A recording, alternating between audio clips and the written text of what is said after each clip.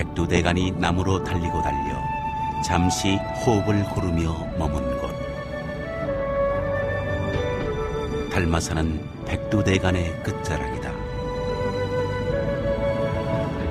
울퉁불퉁한 암봉들이 마치 공룡의 등줄기 마냥 늘어서 있다.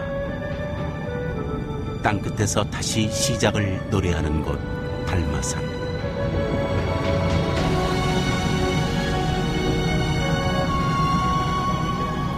그 아래 천년고찰 미왕사가 있다.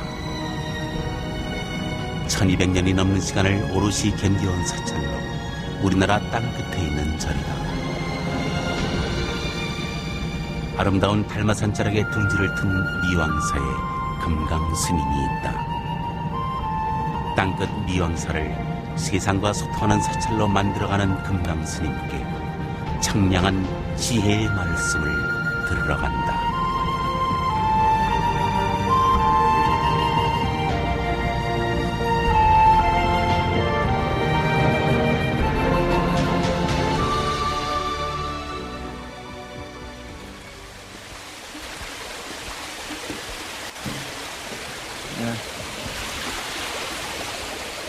안녕하세요. 네, 만나서 반갑습니다. 네, 맞이해 주셔서 감사합니다. 미왕사 이름처럼 참 아름다운 곳이라는 생각이 듭니다. 날씨 좋은 봄날 오셔서 더 그렇죠. 네, 좋은 말씀 부탁드리겠습니다. 전남 해남에서 태어난 금강스님은 17의 출가, 23살에 범어사에서 비고계를 받았다. 1994년 범종단 개혁추진위원회 공동대표를 맡아 종단 개혁을 도왔다. 백양사 서웅 큰스님을 모시고 한국의 선을 일본화하고 세계화하는 데 힘을 보탰다.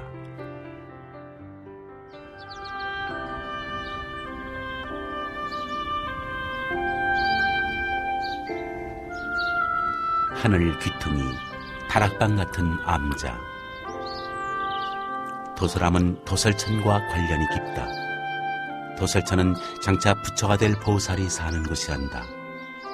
부처님도 태어나기 전에 도설천에 머물며 수행했다고 한다.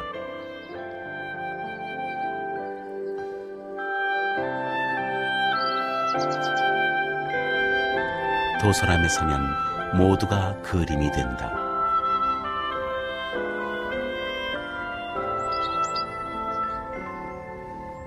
그 아름다운 풍경 속에서 지혜의 말씀을 들어보자. 찬란한 봄입니다. 이곳에 오니까 봄빛이 날마다 새롭다는 의미를 다시 한번 알게 되는 것 같은데요. 이제 부처님 오신 날입니다. 부처님 오신 날의 의미를 우리는 어떻게 받아들여야 할까요?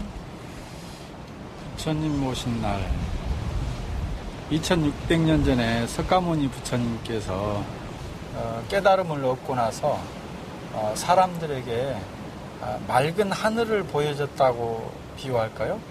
또 아니면 이렇게 봄처럼 이렇게 생생함, 이런 것들을 인식시켜줬다고 할까요? 아무튼 그런 화엄경에 이런 대목이 있어요. 깨달음을 얻고 나서 기이하구나. 일체의 모든 중생이 나와 똑같은 지혜와 덕상이 있건만은 분별망상으로 인해서 알지 못하고 있구나. 네. 그러니까 구름 속에서 또 구름 밑에서 오늘은 날씨가 별로 안 좋구나. 오늘은 비가 오구나. 오늘은 또 춥구나. 이런 그 구름의 관계에 대해서 늘 그 영향을 받는단 말이죠. 근데 구름 거치고 나면 맑은 하늘이 나오는 것처럼 우리에게도 늘 본래 평화롭고 자유롭고 행복한 그런 본래 심성이 있는데 우리들은 늘 밖으로 자유나 평화나 행복을 찾는다고 하는 거죠. 네. 그것에 대한 조건이 바로 자기 안에 있다.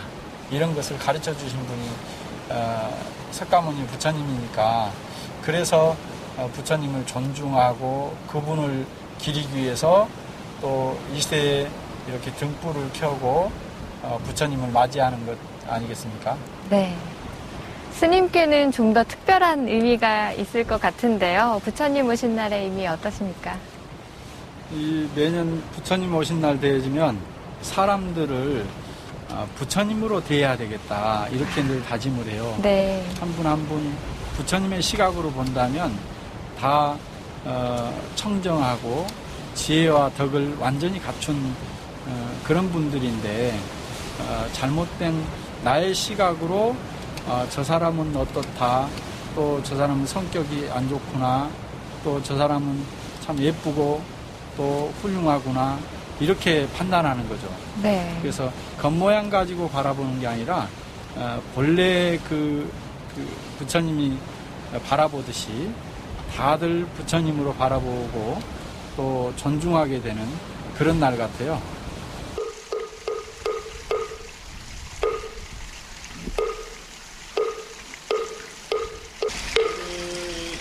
도량석은 새벽녘 어둠을 멀리 몰아내고 밝음을 풀어내는 의식이다.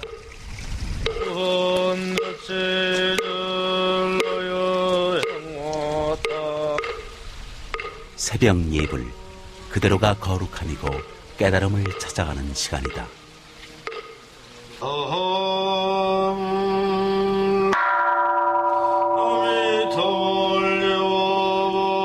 자신을 비우고 한없이 돌아보는 약속의 순간, 끝없는 욕심과 온갖 상념을 지우고 비우며 참 삶을 찾아가는 성스러운 다짐이다. 이 세상 권속들도 누구누구 할 것 없이 얽히였던 내전 꿈꾸 삼계고에 벗어나서 시방세계 중생들이 모두 성불라사이다.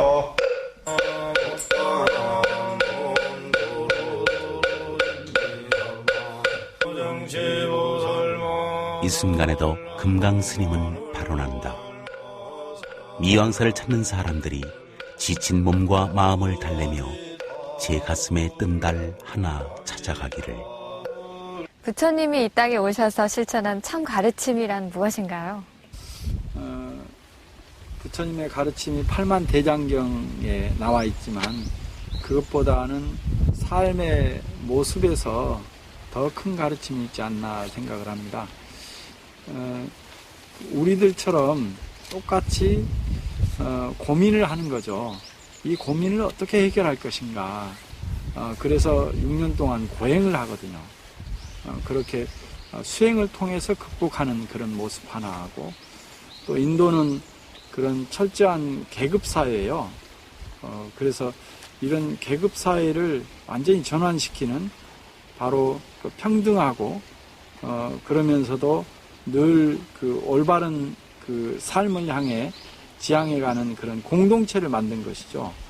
그래서 가장 평등하고 가장 행복한 이상적인 그리고 청정한 공동체, 이 모습이야말로 그 우리들이 늘 생각하고 그런 걸 꿈꾸고 그런 이상사회, 청정한 사회, 평등한 사회를 만들고자 노력해야 되는 거 아닌가 이런 생각을 합니다. 네, 그 참 가르침 우리도 실천하기 위해서 우리는 생활 속에서 무엇을 어떻게 해야 되는 걸까요? 그런데 요즘 사람들은 너무 각각의 욕망에 쫓아가요. 눈이나 귀나 코나 이 피부의 촉감이나 이런 것들에. 그러다 보니까 굉장히 거기에 따라서 어려움이 따르게 되는 거죠. 또 하나는 삶의 가치인데요. 삶의 가치를 물질이나 그리고 또 명예나 이런 것들을 그 중심에 놓고 산다면 허망한 삶으로 변질되어지죠. 네. 자기 삶의 가치를 잘 생각하고 늘 향상시키는 그런 삶을 살았으면 좋겠어요.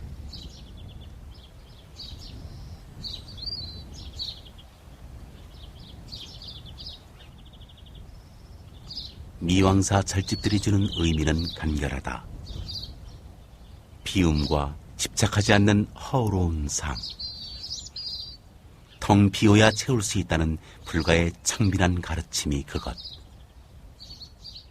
흐르는 물처럼 그렇게 살라고 한다.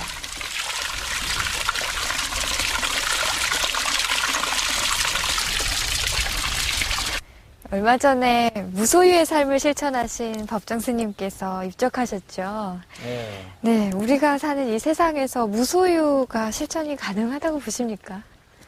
그 무소유를 좀 제대로 알면 좋겠어요.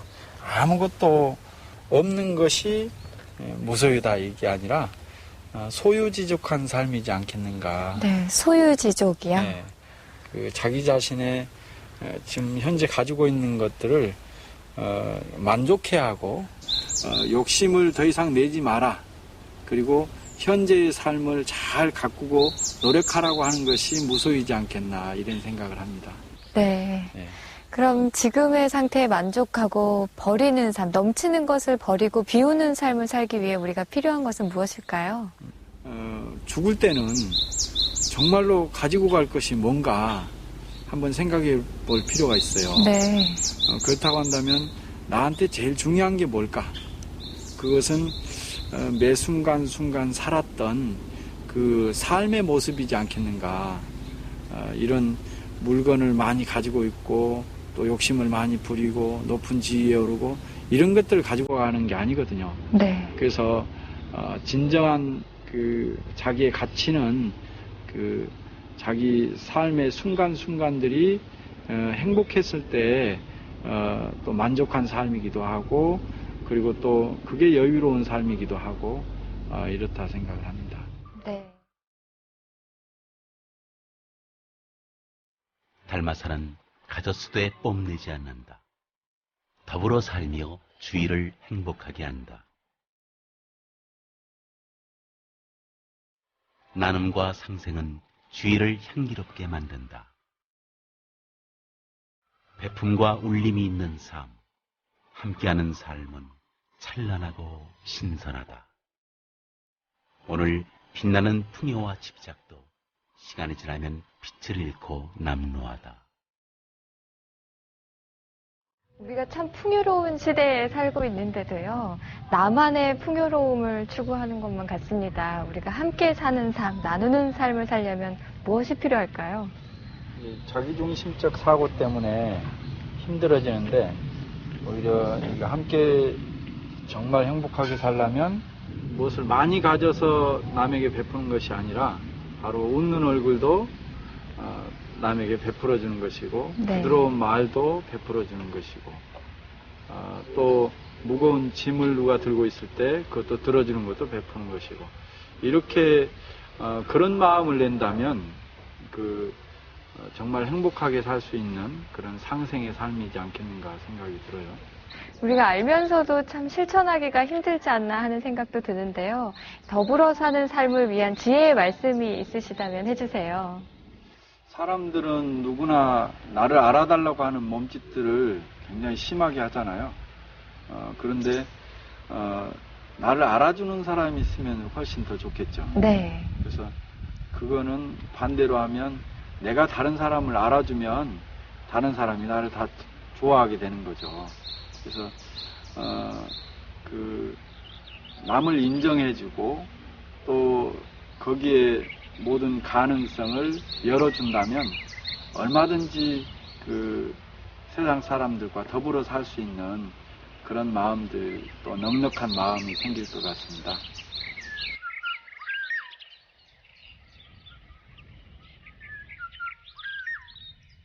사람들은 하루하루 개미처럼 바쁘게 산다. 자신을 돌아볼 여유도 시간도 없이 그렇게 내달린다. 자신의 삶이 망가지는 것도 모른 채 사람의 길이 무엇인지 참 삶의 의미가 무엇인지를 잊은 채 말이다. 첨단 기술, 정보통신 기술이 발달하면서 오늘날 우리는 빠른 삶, 속도전의 삶이 대세가 되어버렸습니다. 이런 모습 보시면 어떤 생각이 드세요? 더 복잡하게 만들어지죠. 옛날에는 걸어다니고 생활 공간이 멀지 않을 때는 자기에게 들어오는 정보도 작고 그러면서도 관심거리가 작아지죠. 그러니까 늘 평화롭게 살 수 있어요. 근데 지금은 교통수단만 하더라도 뭐 멀리 기차나 비행기나 이러면서 관심거리가 훨씬 확대되어지는 거죠. 요즘에는 이제 우주선까지 있어서 관심거리가 우주까지 확대되어지다 보니까 우주에서 일어나는 갖가지 것들을 다 관심 갖고 또 걱정스러워하죠. 네. 그래서 좋은 점보다는 오히려 걱정스럽고 힘들어하는 점이 더 많아지는 것 같아요. 네. 사람들이 그런 이제 정보통신으로 인해서 알고 싶은 욕구는 충족되어지지만 거기에 따라서 손해나는 것들이 그만큼 깊이가 있는 것이죠. 그래서 그걸 감당을 해야 돼요. 그만큼 관심이 있으면 거기에 합당한 그만큼의 걱정거리가 따른다고 하는 것을. 느리게 사는 삶, 또 자신을 돌아보는 삶이 우리에게 필요할 것 같은데요.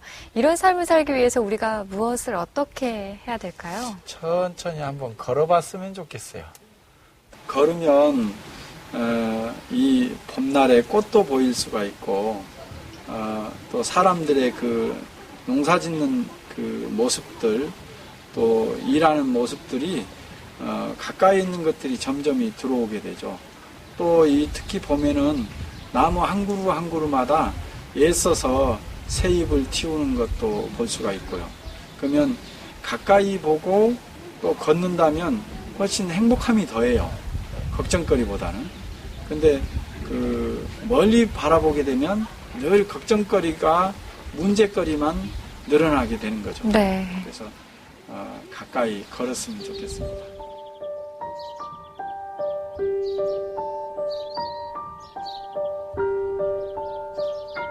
켜켜이 쌓인 번뇌와 망상을 털어내는 자리. 참선은 나를 찾아가는 여행이다. 온갖 오만과 독선, 아집과 편견을 벗고 부처님께 다가가는 거룩한 정진이다.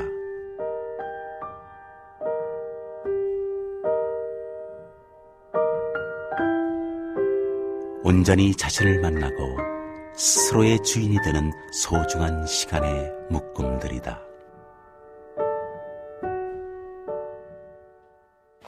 요즘 사람들은 세상살이가 참 팍팍하다고들 합니다.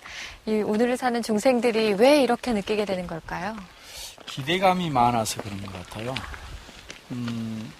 사람들에 대한 기대감도 있고 또 가보지 못한 데에 대한 기대감이 여러 가지 상상으로 작용을 하잖아요.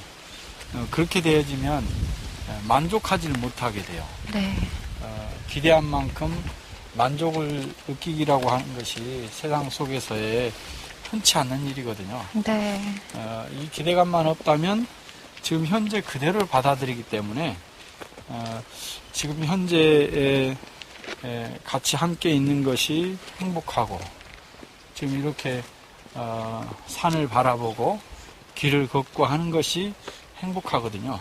네. 근데 여기 가면 무엇이 있을 건데 하다가 없으면은 그거는 실망하게 되는 거예요. 이렇게 팍팍한 삶을 살고 있는 저희들에게 힘과 위로가 되는 말씀이 있다면 좀 해주세요. 그 세상살이에 곤란이 없기를 바라지 마라. 네. 그 곤란함이 없으면 그 자기의 내적 힘이 생기지 않는다.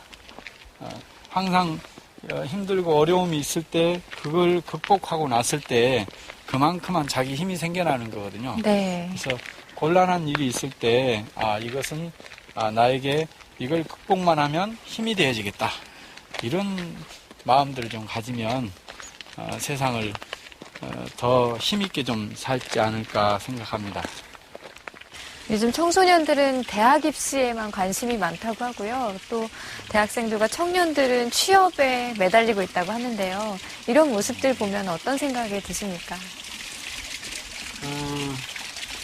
자기 특성과 개성을 살려야 되는데 그런 교육보다는 너무나 입시 위주의 그런 우리나라 교육인데 그거는 아마 근본적으로 좀 문제인 것 같아요.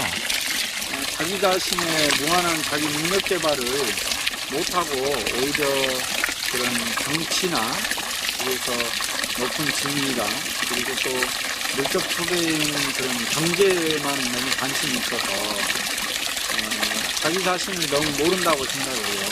그래서 너무 안타깝다 생각을 합니다. 네.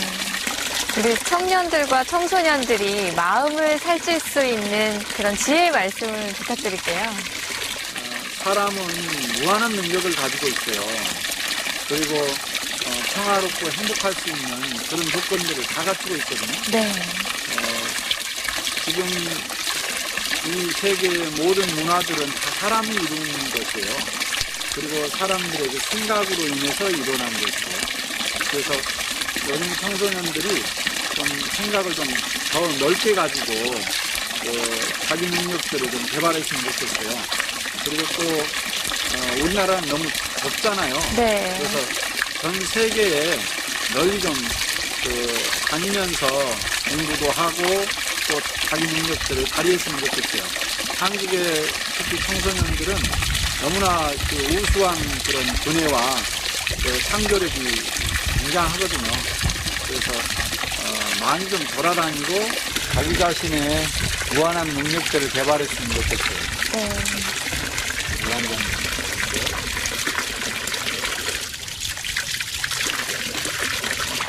감사합니다.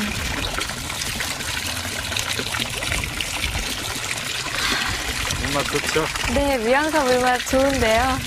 저기 달마산 바위에 섬에서 이렇게 흘러나오는 물에 석강수예요. 정말 좋아요.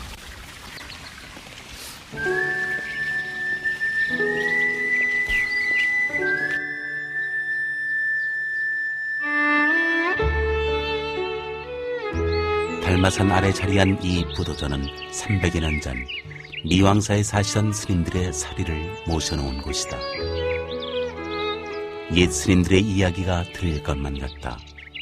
삶과 죽음, 죽음과 삶의 그 끝없는 윤회의 이야기가. 부도탑에 새겨진 조각들이 재미있고 앙증맞다. 무태오르는 거북과 연꽃, 소박한 문짝들이 스님들의 창빈함을 얘기하는 듯하다.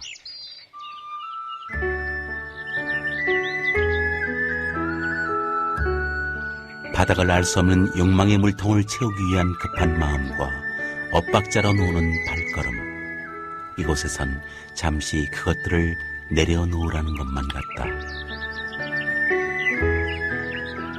삶과 죽음의 의미를 잊고 사는 게 우리 평범한 인생들인 것 같은데요. 그 깊은 의미를 성찰하려면 어떻게 해야 될까요? 사람은 날마다 죽고 날마다 태어난다 생각을 해야 될 것 같아요. 아침 새벽에 일어나면 오늘 다시 태어났구나. 네. 그래서 오늘 하루를 내가 정말 행복하게 잘 살아야 되겠구나. 값지게 살아야 되겠구나. 이렇게 생각해야 되지. 그 죽음에 대한 두려움이나 또 그 대비를 하느라고 늘 지금 현재를 놓치는 경우가 많이 있어요. 네. 그래서 이제 나중을 생각해서 무슨 보험을 들거나 이렇게 또 집을 마련하거나 또 그 재산을 모으거나 이런 것에 그 사람이 그 힘을 쏟는 것보다는 지금 현재의 삶을 순간순간 더 열심히 사는 것, 이것이 죽음에 대한 대비라고 생각을 하죠. 지금 현재가 순간순간 값지게 살았을 때 죽음을 맞이했을 때도 늘 당당해질 수 있는데, 그렇지 않으면 현재 순간순간마다 늘 죽음에 대한 두려움과 공포 때문에 오히려 더 지금 현재를 망각하고 또 잊어먹게 되는 것 아닌가 생각이 듭니다. 사람은 누구나 한 번은 죽습니다. 이 죽음의 의미 어떻게 받아들여야 될까요? 살아있을 때 그런 삶의 모습, 이게 얼마나 값지게 살았는가, 또 아니면 소비하고 살았는가, 이것이 바로 그 그 사람의 일생의 모습이 투영되어지는 것이죠. 그러니까 늘 그 속에서는 특히나 아주 값지게 사는 삶의 모습, 이게 세상 사람들에게 남겨지는 것 아닌가, 또 이야기하는 것 아닌가 생각이 들어집니다. 그러니까 평소의 삶을 정말 행복하게 살고 또 이 삶이 다행스럽다, 이렇게 늘 느끼면서 세상 사람들이 살았으면 좋겠습니다.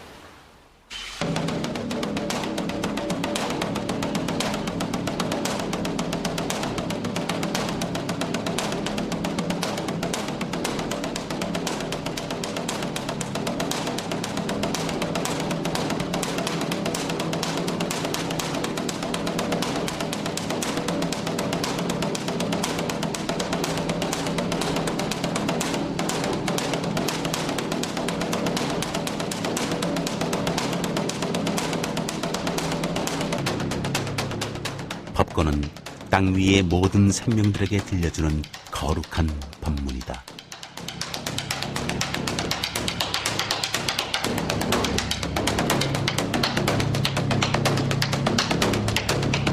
온갖 틀에 얽매이지 않고 어둠 속에서 빛을 만난 것처럼 편안하라고.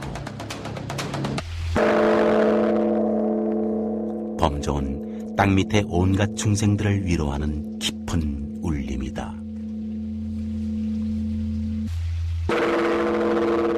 늘 익숙하고 소중한 것들은 눈에 보이지 않는다. 별들이 한낮엔 보이지 않는 것처럼. 요즘 가정 불화나 이혼 등으로 가족 해체가 급속히 일어나고 있는데요. 이런 현상들을 보시는 스님의 소회 어떠십니까? 한마디로 가슴이 아프죠. 서로 행복한 삶을 가꾸기 위해서 서로 만나서 결혼도 하고 또 아이도 낳고 가정을 꾸리는데 사람들이 각자 살면서 요구하는 상이 생겨나요. 아버지는 아버지에 대한 상을, 어머니는 어머니에 대한 상을, 아이들에 대한 상을 각각의 그리다 보니까 그 상에 맞지 않으면 이제 요구하면서 또 가슴 아파하고 싫어하고 이렇게 되는 거죠. 그런 속에서 가정 불화나 이혼이 나오기 때문에요. 그것은 서로 아끼는 마음이 있어야 그 가정이 행복해지는 것인데, 그래서 행복을 향해서 각자 노력을 해야 행복해지죠. 따로따로 요구하면 그것은 행복이 아니라 불행해지는 조건입니다. 가족의 진정한 의미, 또 가족의 소중함에 대해서 부처님이시라면 어떻게 말씀을 하셨을까요? 가족이 인류를 계속 유지하는 그런 가장 기본적인 단위라고 생각을 하시고 늘 공경해야 된다 생각을 합니다. 경전에 육방예경이라고 하는 그런 경전이 있는데, 바로 다른 사람은 아버지에 대한 공경, 어머니에 대한 공경, 또 아이들에 대한 공경, 이렇게 또 동서남북 모든 것들에 대한 공경하는 마음이 있으면 늘 행복한 삶을 살 수 있다고, 그렇게 부처님이 말씀하셨다고 경전에 나오거든요. 아마 지금도 이 시대에 나와도 마찬가지라고 생각을 합니다. 공경하는 마음이 있게 되어지면 서로 행복하게 또 존중하면서 살 수 있다고 생각합니다.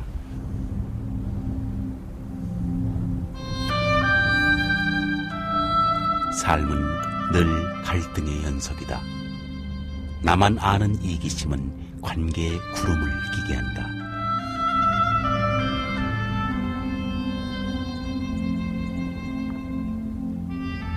그런 구름은 서로를 분열케 하고 공동체를 어지럽게 한다.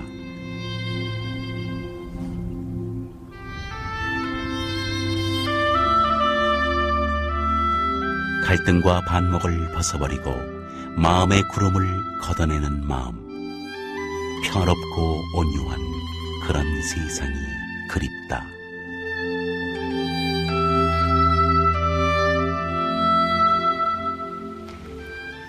요즘 우리 사회 보면 계층 간, 이념 간, 또 지역 간 갈등이 많아 보입니다. 왜 아직까지도 이런 일이 일어나는 걸까요? 자기 기득권을 포기 못하기 때문이죠. 결국은 나라고 하는 생각인데, 나라고 하는 생각은 본래 없는 거예요. 본래 그 볼펜도 누가 선물을 하면 바로 내 것이 되잖아요. 네. 그것을 누가 뺏어가면 뺏기지 않으려고 하는 것. 이게 바로 이제 나라고 하는 생각이거든요. 그게 점점 성장하면서 그 영역이 확대되어지죠.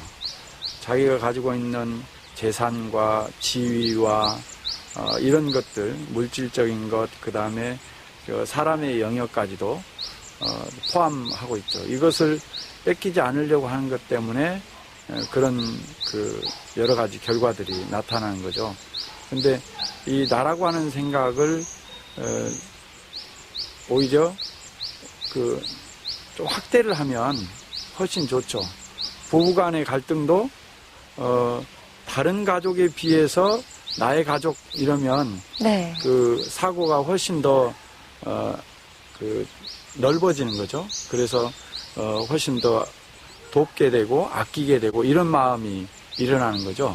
사람뿐만이 아니라 그런 생각의 영역을 나라나 또 온 세계까지도 함께 이렇게 확대를 시킨다면 훨씬 더 그 자기중심적 사고를 하지 않게 되는 거죠.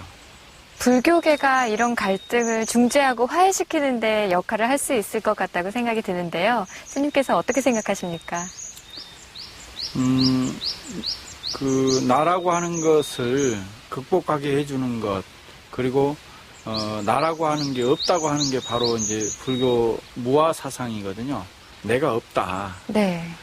결국에는 내가 없는 게 아니라 무한히 확대되어져 있다. 나 혼자만의 그 세상을 살 수 없고 존재할 수 없거든요. 내가 있으려면 나의 부모님들이 존재하고, 나의 부모님들이 존재하려면 고유의 아버지의 아버지 어머니와 어머니의 아버지 어머니가 존재하듯이 네.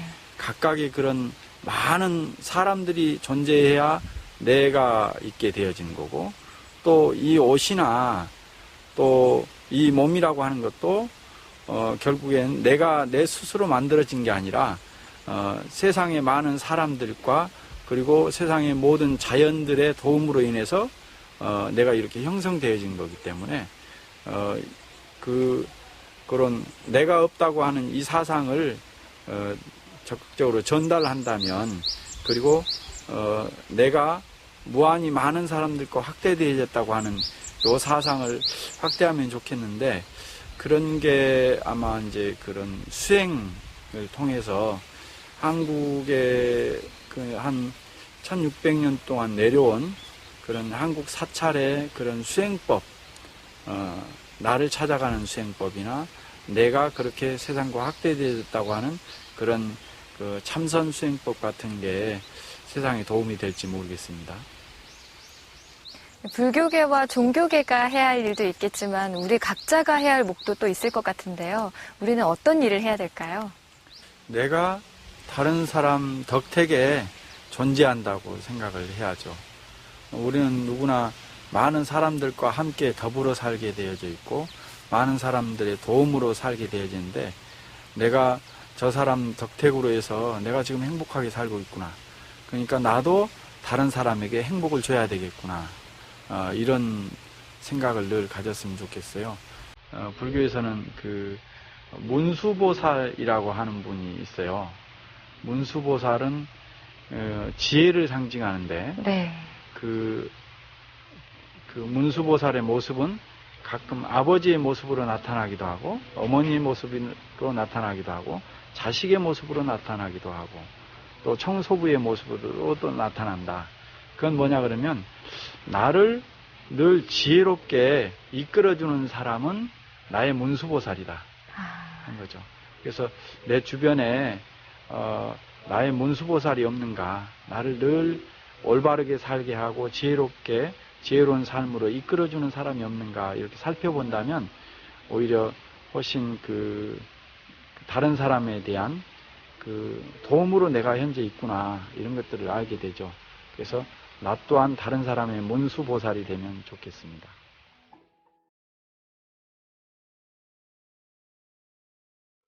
해마다 봄이면 모든 생명이 있는 것들은 어김없이 꽃을 피우고 잎을 내민다.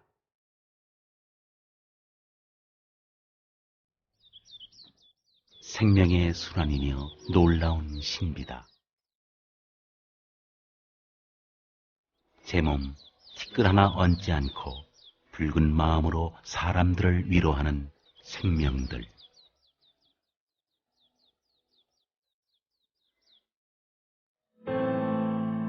하지만 그 생명들이 인간의 탐욕으로 신음하며 몸살을 앓고 있다. 인간의 환경 오염과 생태계 파괴는 폭설과 폭우, 가뭄과 홍수, 지진과 해일이 되어 속속 돌아와 보복을 되풀이하고 있다. 지구는 인간과 묻 생명들의 삶의 터전이다. 지구는 생명이 숨쉬는 초록별이다. 그런 지구가 지금 슬피 울고 있다. 둘러보면 생태, 생명 또 환경 파괴 현상들이 곳곳에서 일어나고 있는데요. 이를 보시는 스님의 생각 어떠십니까? 사람 중심적 사고 때문에 이렇게 자연을 파헤치지 않나 생각을 해요. 20세기 말부터 21세기 초 지금 현재에 이르기까지 이런 산과 바다를 이렇게 파헤친 적이 없다고 생각을 해요.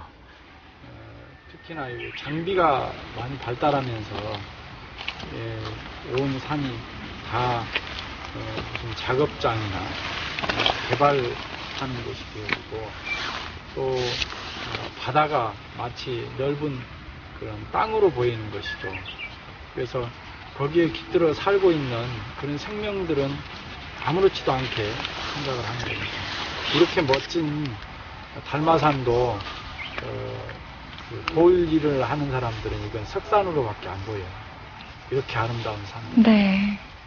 스님께서는 생명 존중의 마음과 부처님의 사상이 어떻게 연결되어 있다고 보십니까? 모든 생명은 다 하나라고 생각을 하죠. 네. 그리고 다 연결되어 있다. 나의 생명과 주변의 사람들과 연관되어 있고 이 자연과 나와 연관되어 있다. 한 생명이라도 소홀히 할 수 없는 귀중한 생명들이라고 생각을 합니다. 그래서 부처님은 늘 계율 중에서 첫 번째를 살생하지 말라. 생명을 죽이게 되면 서로 원한도 쌓이고 그리고 스스로 자비심도 사라집니다. 네. 그래서 늘 생명을 존중하고 사랑하는 이것이야말로 자기 안에 있는 그 자비심과 덕스러움이 늘 나오게 된다. 이렇게 말씀하고 계시죠. 네. 지난 4월에는 눈이 오기도 하고요. 또 기온이 영하로 떨어지기도 했습니다. 이렇게 지구 온난화나 기상 이변에 대해서 우리는 어떻게 대비를 해야 될까요? 좀 덥다고 해서 에어컨을 켜거나 또 춥다고 해서 너무 높은 온도의 난방 기구들을 쓴다거나 이런 것들이죠. 그리고 또 멀리 가고 싶다고 해서 자동차를 이용한다거나 그러니까 조금만 생각하면 대중교통을 이용해서 다닐 수도 있고 또한 그런 자연 바람이나 또 서늘함이 자기에게 주는 것들이 굉장히 많아요. 저는 추운 겨울을 좋아하게 되는데 네.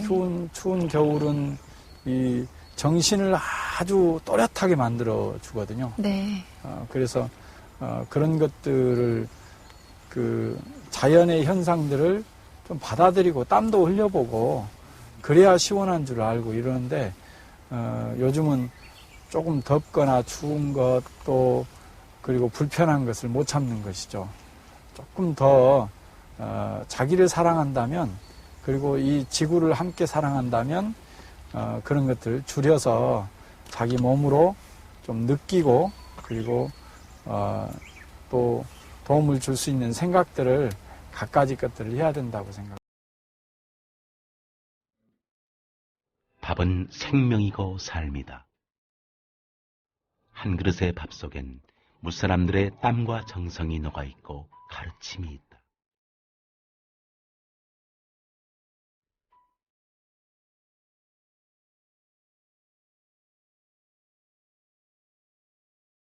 하늘과 땅, 사람의 기운과 정성으로 빚은 밥.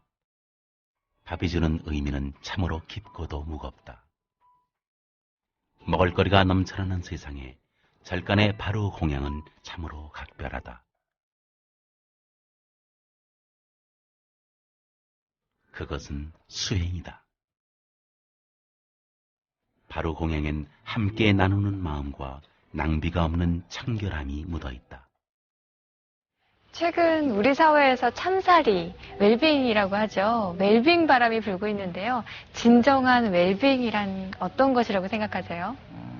직접 흙에다가 그 씨를 뿌려서 직접 가꾸는 것도 이 흙과 그 다음에 바람과 이런 그 물과 또 새로운 생명과 이렇게 함께하는 마음이가 깃들어 있잖아요. 그리고 이제 이렇게 좋은 봄날에는 가까운 산에라도 가면 네. 쑥이라도 캘 수 있고 또 머우대라도 네. 뜯어서 그런 봄나물로 먹을 수 있잖아요. 그러면 또 산과 함께 할 수 있고 들판에서도 마찬가지고 이렇게 가끔 가까운 그 들이나 산으로 나들이 겸 그렇게 나서면 참 좋겠다 싶어요. 우리가 살아가는데 의식주가 중요하다고 하잖아요. 그 중에서도 이 먹는 것에 대한 관심이 높아지면서 패스트푸드, 인스턴트 푸드도 맛을 강조한 식품들이 넘쳐나는데요. 연간 1,800억 원어치의 음식물 쓰레기가 버려진다고 합니다. 왜 이런 현상들이 일어날까요? 소중한 음식을 너무 쉽게 또 너무 최고의 맛만 추구하고 이런 욕심에서 비롯된다 생각되어져요. 네. 쉽게 먹으려고 하는 것보다는 좀 더 자기 몸을 좀 생각했으면 좋겠다는 싶어요. 그리고 또 먹을 수 있는 양만큼만 먹었으면 좋겠는데 절에서는 그래서 바루공양이라고 하는 걸 하죠. 한 톨도 남기지 않는 청정한 그런 식사법. 이런 또 요즘 사회에서는 빈 그릇 운동 하잖아요. 네. 그리고 또 남는 음식이 있으면 집에 싸가지고 가기. 네. 이런 것이 지금 현대 사람들에게 좀 필요하지 않을까 싶습니다. 바람직한 먹을거리, 바람직한 섭생, 우리들의 먹을거리에 대해서 스님은 어떤 생각 가지고 계신가요? 저는 늘 밥을 먹을 때 그런 발언을 하죠. 한 방울의 물에도 천지의 은혜가 스며 있고 한 톨의 곡식에도 만인의 노고가 담겨 있습니다. 이 정성이 깃든 음식으로 몸과 마음을 바로하고 청정하게 살겠습니다. 이런 발언, 그러니까 이 음식을 생각하고 이 음식이 먹고 난 뒤에 내가 어떻게 살 것인가 늘 생각하는 것, 이게 아주 중요할 것 같습니다.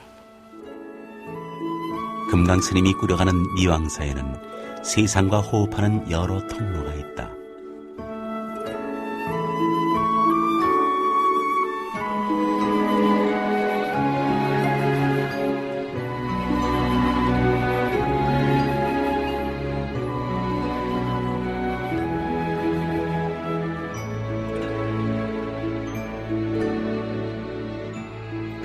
금강스님은 늘 발언한다. 미왕사가 사람들과 소통하는 아름다운 절이 되기를.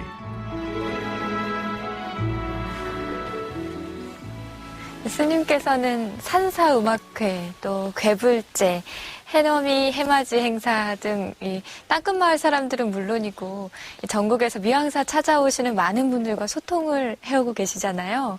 혹시 그렇게 하시는 특별한 이유가 있으세요?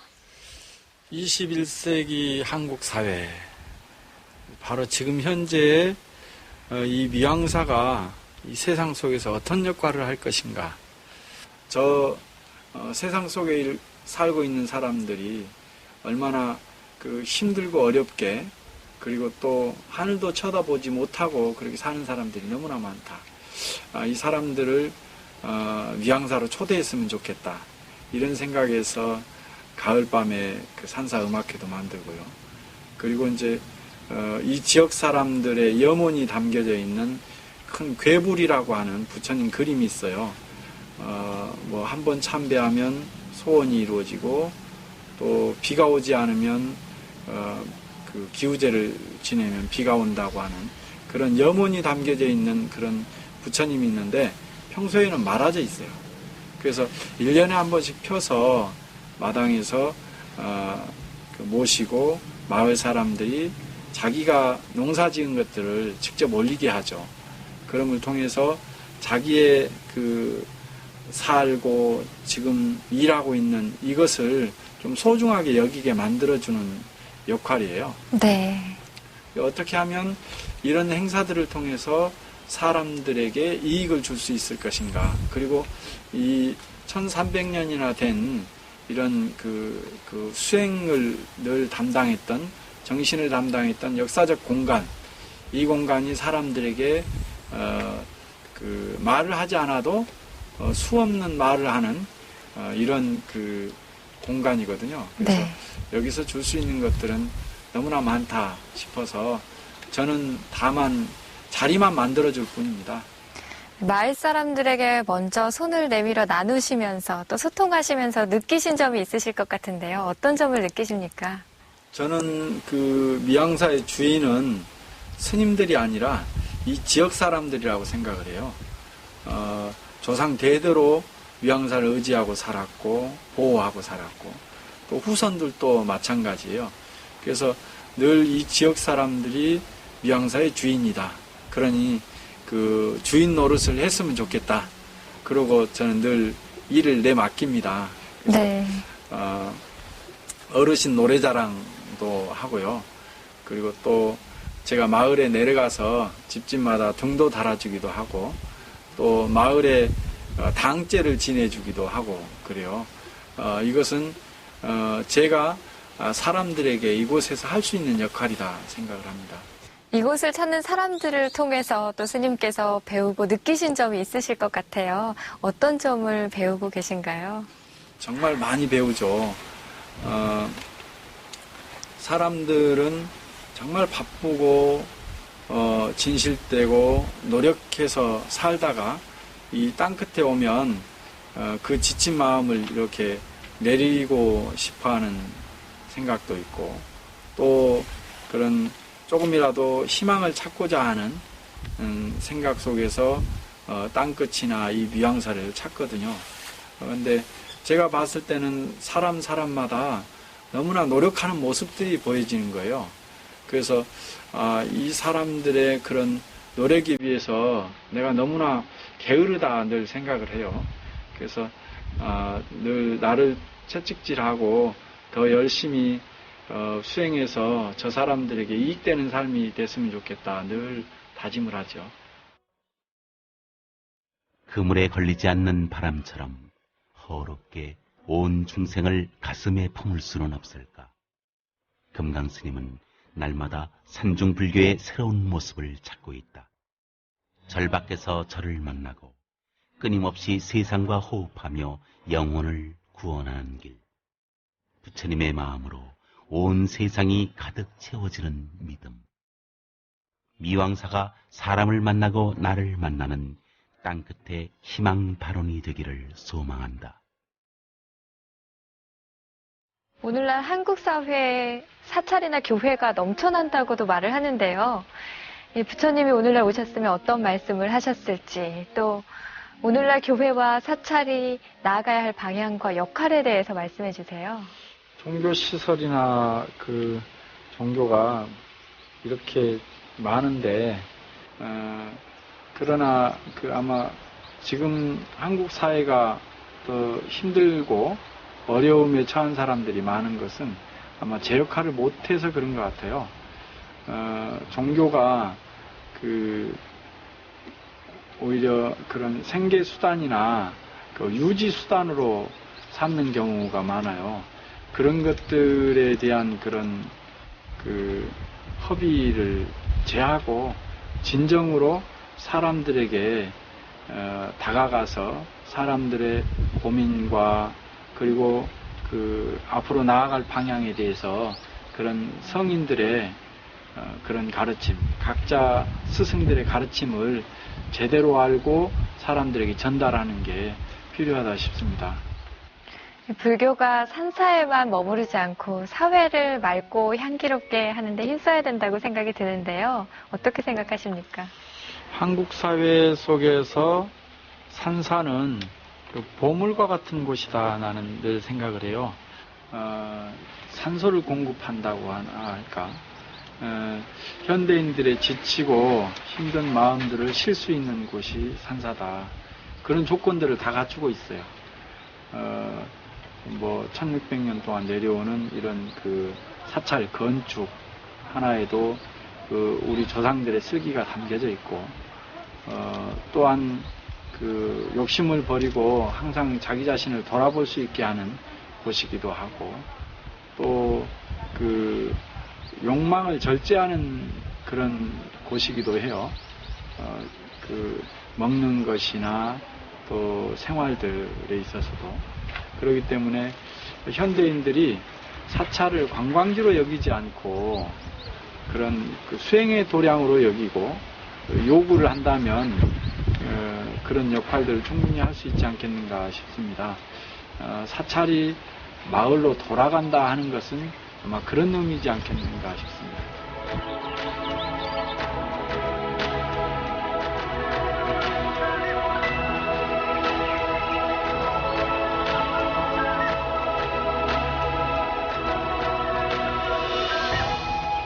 금강스님은 늘 바라고 꿈꾼다.